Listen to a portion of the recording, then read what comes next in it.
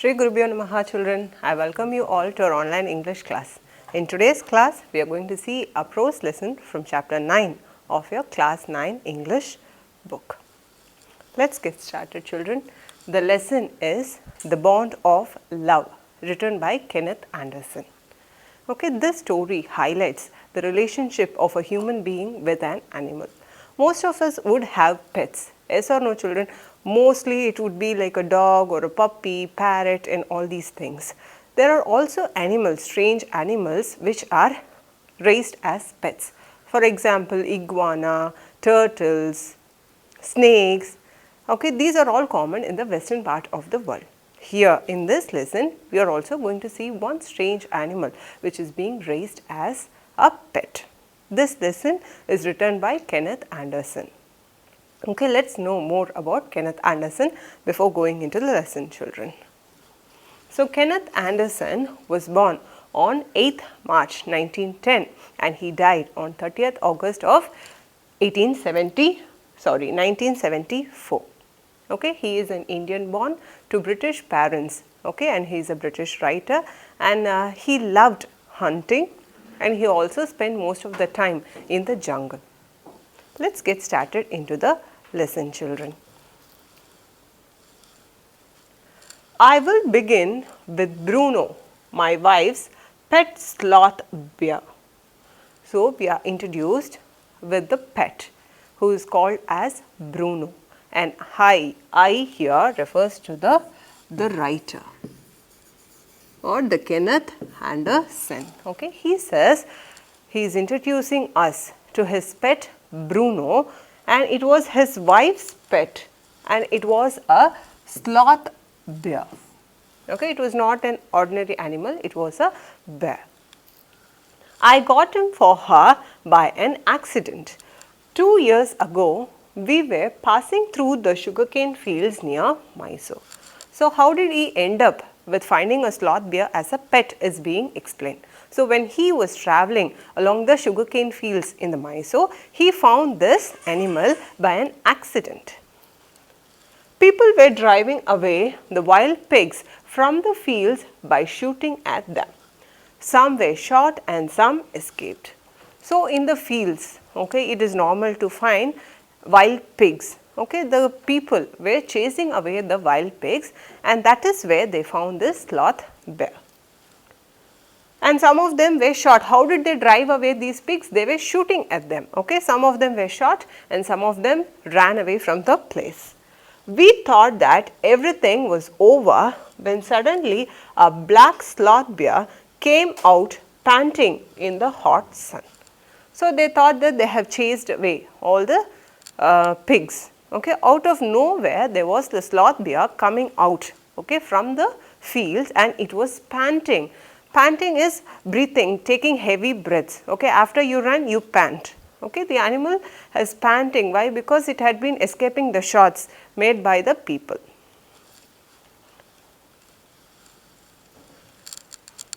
Now, I will not shoot a sloth bear wantonly. Wantonly means what? Without any proper reason. When do we shoot an animal, children? When do we kill it? Only when we try to protect ourselves or only when the animal is trying to attack us, we kill the animal. So, the writer is telling, I am not going to shoot the bear wantonly, but unfortunately for the poor beast, one of my companions did not feel that way about it and promptly shot the bear on the spot. So, he understood that the animal is not coming at them. Okay, he was able to understand that the animal is not ready to attack them, so he was waiting. But one of his companions did not feel the same way. Okay, he was afraid of the animal, so immediately, promptly means what? That moment, immediately he shot the animal dead. And we watched the fallen animal. We were surprised to see that the black fur on its back moved and left the prostrate body. So, the animal had fallen because it was shot, it had fallen and it had died. After dying, they was able to feel, the writer and his companions, they were able to see a fur was moving on the dead bear. So, they were surprised, how could a fur on a dead animal move? Then we saw it was a baby bear that had been riding on its mother's back when the sudden shot had killed her. So, they have found out that it was a baby bear. Okay, it was clutching onto the mother and it was on the mother's back. When the mother was shot dead, the baby alone was there alive and it was moving. Prostrate, prostrate here means, okay, falling with your or lying down with your head face down or your face down. Okay, lying with face down is called as prostrate.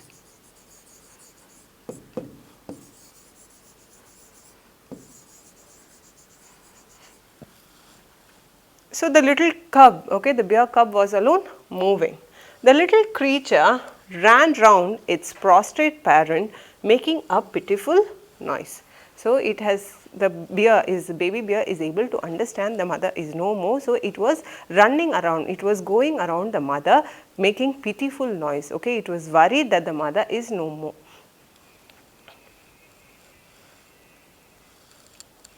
I ran up to it to attempt a capture. It scooted the sugarcane field. Following it with my companion, I was at last able to grab it by the scruff of its neck while it snapped. Okay, what happened? So, the baby bear was there. The writer and his companions, they tried to capture it. They tried to go and catch the baby bear. And what it did, it scooted. Scooted means ran away. It ran away into the sugarcane. It was afraid, okay, it was afraid of the human being, so it ran away into the sugarcane field. After some struggle, they were able to capture the animal by its trough. They were able to grab it by the scruff of its neck. So, the skin, okay, the skin part of the neck, they were able to hold the animal with the skin part of the neck. While it snapped and tried to scratch me with its long hooked claws. So, we all know bears have a big claws and it is a natural instinct of an animal to attack anybody who is trying to catch it. So, the baby bear also, what it did when the people tried to catch it, it snapped them, it scratched them. Snapped means a sudden catch. We put it in one of the gunny bags we had brought, and when I got back to Bangalore, I duly presented it to my wife. So, he brought the cub, he took it to Bangalore and he is now giving it, he is presenting the bear cub to his wife. So, that is how Bruno became the pet of the narrator's wife. She was delighted. She at once put a colored ribbon around its neck, and after discovering the cub was a boy, she christened it Bruno. So, she was excited to have a sloth bear as a pet. So, immediately what she did, she tied a ribbon around its neck like a tag. She surrounded the baby's neck with a ribbon and she christened it Bruno. Christened means named. She named the bear cub as Bruno.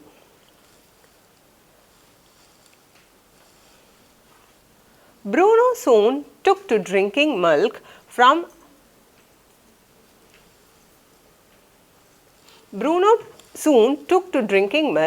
a bottle.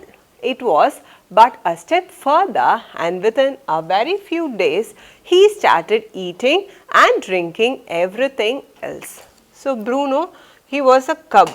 Okay, so he started with drinking milk from a bottle, and few days passed and he has now grown a little bit older and he was able to eat. And everything is the right word, for he ate porridge made from any ingredients, vegetables, fruits, nuts, meat, especially pork, curry and rice, regardless of the condiments and chilies, breads, eggs, chocolates, sweets, pudding, ice cream, etc., etc., etc. Which means what? Here is a big list given, okay, by the narrator. Okay, all these things were eaten by the bear cub. So, the bear cub had no restrictions at all. It ate anything it saw.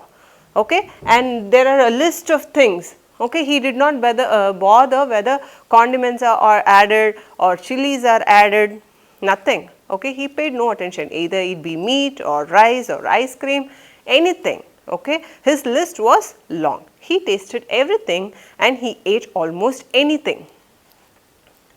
And here condiments means spices like garlic, chilies, onions are all condiments.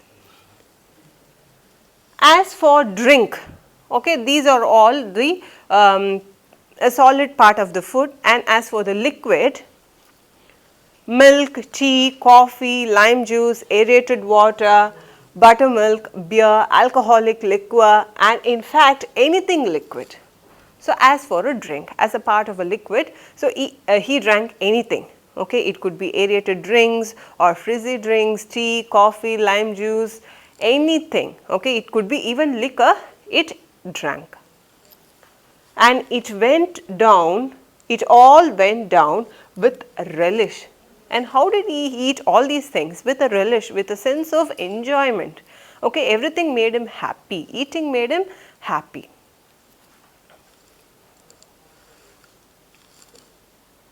The bear came very attached to our 2 Alsatian dogs and to all the children of the tenants living in our bungalow.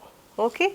The bear cub not only was associated or not only was liked by the writer's wife, okay, it also became attached to the Alsatian dogs.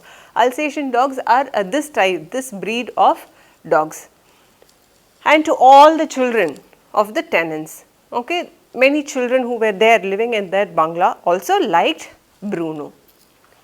He was left quite free in his younger days and spent his time in playing, running into the kitchen and going to sleep in our beds. Since it was a small animal, it was a cub, it was not put in chain or it was not tied to any or put behind the bars or the cage, anything. Okay. It was left free, it was able to roam throughout the house. So, it went inside the kitchen, it went inside the bedroom, wherever it went. Okay. One day an accident befell him. I put down poison, barium carbonate, to kill the rats and mice that had got into my library. So, there was an accident which befell him. Befell means which happened to Bruno. And what was that? Was the narrator had put down poison, which means the barium carbonate, to kill the mice and the rat, okay, which had entered into the library. And Bruno entered the library as he often did, and he ate some of the poison. And I have already told you, Bruno has a habit of entering any place and eating anything. So, like that, he entered the library one day and he ate this poison. Paralysis set in the extent that he could not stand in his feet, but he dragged himself on his stumps to my wife, who called me. So, he says that paralysis means what? He was not able to move his body parts. Okay. He became paralyzed and he was not able to even stand up. So, he moved, okay, he dragged himself, okay, he was not able to walk on his legs, he dragged himself on his stumps to my wife. Okay, he went to the narrator's wife and narrator's wife in turn called the narrator. I guessed what had happened. Off I rushed in the car to the vet's residence. So, he was able to, he guessed means what? He was able to understand what had happened to Bruno. So, he took him into the car and he rushed to the vet's office. A case of poisoning, tame beer, barium carbonate, what to do? So, he rushes into the vet's residence, and what he says, he is just giving the gist. Okay, it is a tame beer and he has been poisoned and the poison is barium carbonate. He had no time to waste or explain the doctor what had happened. So, he is giving only the hints. Okay. Out came his medical books and a feverish reference to the index behind. What poison did you say, sir? Barium carbonate? Ha, yes, barium salts. Ha, barium carbonate. Symptoms, paralysis, treatment, injections of. Just a minute, sir. I'll bring my syringe and the medicine. So, both of them they were both anxious, okay, they didn't know, they were only sharing few words, okay. He was asking details of what poison, what had happened. He says that this Bruno had eaten barium carbonate. So, the doctor quickly rushes into the index page and he flips up pages of his medical book and he finds out the antidote, okay, for this poison, and he brings the syringe and the medicines required. A dash back to the car. Bruno, still floundering, struggling to move about on his trumps, but clearly weakening rapidly, some vomiting, heavy breathing with heaving flanks and gaping mouth. So, what was happening to Bruno? Okay, he was still floundering, which means what, he was not able to move, he was still floundering about his terms and his body condition was becoming weak. Okay, as the time is lapsing, he is becoming weak, he is vomiting, he is having trouble in breathing and his flanks are lifting. Flanks is the side part of the body, okay, near the ribs. Okay, flanks are the side parts, the side part of the body, and it was heaving. Heaving means what? It was lifting up and down, which means he was having trouble in breathing. Hold him, everybody. In goes the hypodermic. So, everybody, since he was not in a stable position, he is asking the others to help him to hold the animal, and in he gives the hypodermic. Hypodermic is a syringe, okay. It is a syringe shown in the picture here, okay. It is a syringe, okay, which can penetrate to the skin. Bruno squeals. 10 cc of the antidote enters his system without a drop being wasted. 10 minutes later, condition unchanged, another 10 cc injected. So, 10 cc of antidote. Antidote is a medicine which could relieve the poison, okay, which could control the spreading of the poison. So, 10 cc of antidote is given without a drop being wasted, and the situation is not clearing, he is remaining unchanged. So, the doctor is giving him another 10 cc. 10 minutes later, breathing less stertorous, Bruno can move his arms and legs and little, although he cannot stand it. So, after 10 minutes, okay, he was able to breathe even though there was a problem in breathing. Stertorous means what? Breathing with sound, okay, like snoring. And he was able to move his arms and legs. The condition has now improved a little bit. 30 minutes later, Bruno gets up and has a great feed. He looks at us disdainfully, as much as to say, what's barium carbonate to a big black bear like me? So, after 30 minutes, okay, everything is now stable and he is able to get up and he is having a great feed, okay, he is being fed with good food. And he is waking up disdainfully. Disdainfully means what? Having no respect or lack of honor, okay, he is looking at the writer, okay, disdainfully, okay, how possibly a poison could attack this animal.